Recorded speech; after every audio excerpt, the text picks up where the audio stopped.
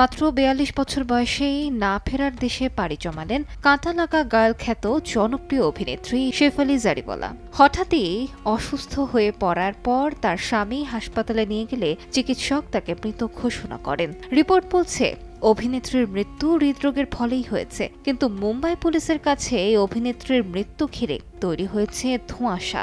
সত্যি কি হৃদরোগে আক্রান্ত হয়েই প্রয়াত হলেন অভিনেত্রী, নাকি এর পেছনে লুকিয়ে রয়েছে অন্য কোনো রহস্য? ধোঁয়াশা কাটাতেই ময়নাতদন্তের সিদ্ধান্ত নেওয়া হয়েছে। শুধু তাই নয়, অভিনেত্রীর বাড়িতে পৌঁছায় ফরেনসিক টিম।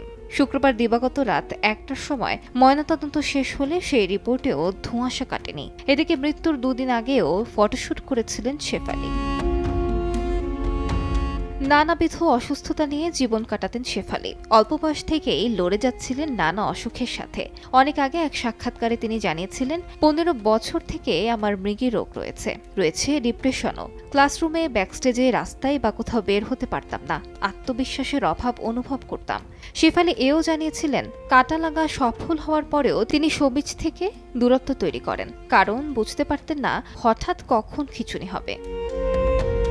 আলিশা ইসলাম, সময় সংবাদ।